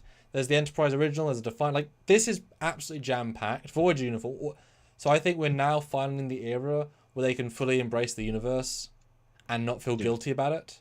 So we are going to get, I think, a guest star pretty regularly, even if it's a visual of a guest star, which is still something. So this doesn't feel to me like we used it all in one go. This is a big chunk. No, this feels like this is a testament to we are going to go full on this year. And that's really exciting because there's so much. Obviously, Lower Decks can do anything, and I can't wait to what. I mean, I'm annoyed it's only, 7 days to the next one because that's not fair. Yeah. I want one episode a day, and new seasons every week, every 10 days. Mike, can you make 30 episodes every month, please? But it is fair. A snipe war in the chats. Oh my god. Chats. We got Area 51 with Preston M with $2. Sorry, snipe. Area 51 snipes in with $1. Preston M with another $1. Squadron Course with $1. Preston M with another $1. So it looks like it's between Area 51, Preston M, and Squadron Course. Area 51 says, begun. The snipe wars have. That's a winning chat by itself. Yeah, who can win, Stuart? Because some people don't run out of ammo. Some people just keep reloading. Have you seen that a guy that can reload a Glock in 0.1 seconds? It's insane. Some people just do it. But to finish out the poll with 100 votes, hey, exactly, nice. What was your favourite part of this episode? 42% said overall the First Contact theme park. 26% Zephyr and Cochrane's appearance specifically. 22% the ending epic speech from including Tuvok, and 10% stealing the Cerritos. Very nice. Cool, I agree with that. I like it. And like to tune in tomorrow at 2 p.m. Eastern to Unknown for another Trekyards live. Dear me. And Species. 1571. We're well aware it's Bateson. Yes. Last time he said Batesman. Whatever. It's Bateson. Yes, we're aware. Thank you. That's like the third time I've seen you say that in chat. Oh. We know. I've written down Bateson right there on my pad. So. Okay. BJ Tehran, $1. Preston M, $1. BJ, $1. There we go. It's going off. It's like a shooting gallery in here. Yes. Preston, $1. Oh. I don't know who's going to win, Stuart. I don't know. And I'll be blunt. I'll be blunt with everyone. We're now only $31 from our next big milestone. I was gonna say, can we get $41 snipes? Because that'd be awesome. Or every 5, actually 5 snipes technically. Technically. Dear me. But I can say so though. far, Preston M is the winner. So just letting you guys know. But I can say that I am currently doing in between everything else some visual effects work with a Cerritos. So it sort of happenstance happened to be this, but yeah, I will be seeing some more Cerritos interact shorts, which is exciting. With another ship that you may or may not remember or recognise. Stuart has seen a shot of it. How would you summarise that without spoiling what it is? Drool. Ooh.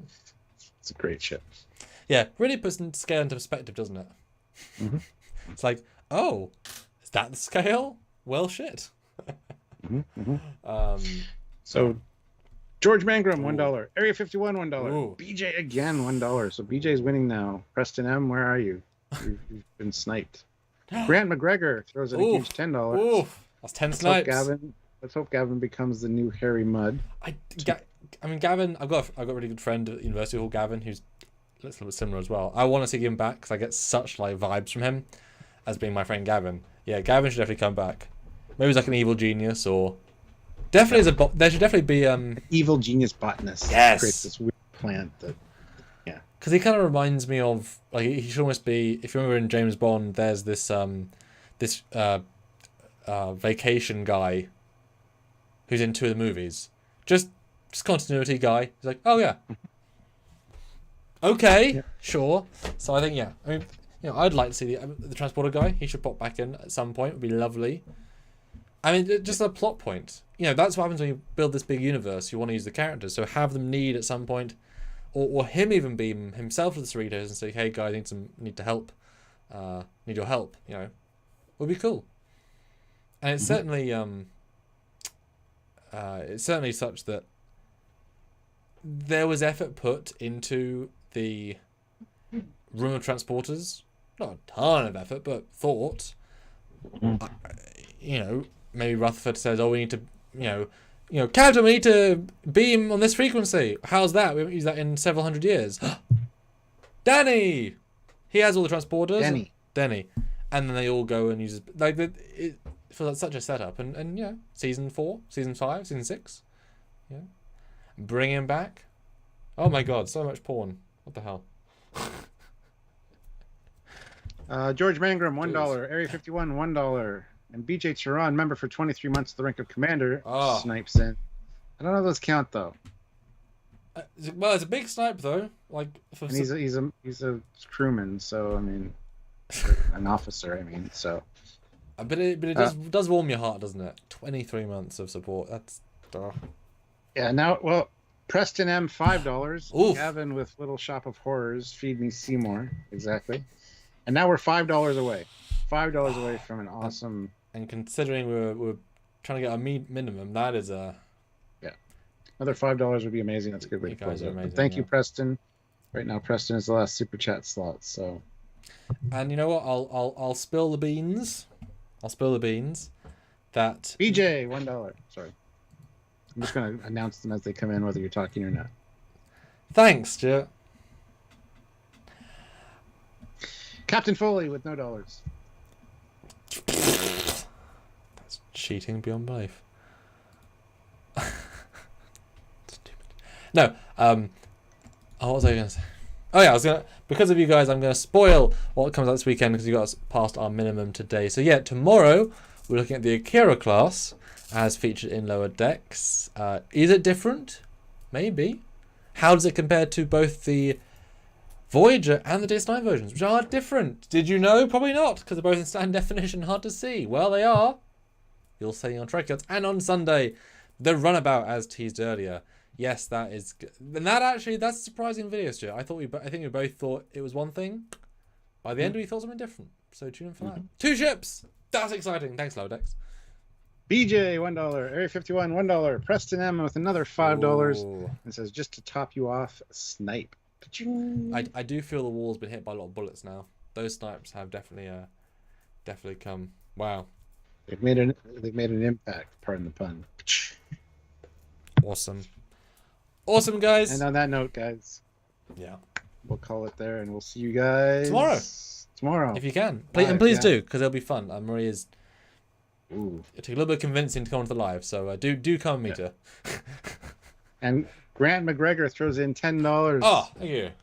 As a bomb for the last super chat. That is. Like I said last night, they should get rid of Gavin by violating the Temporal Prime Directive because he's that hated. Get caught by the time police, but Gavin gets arrested.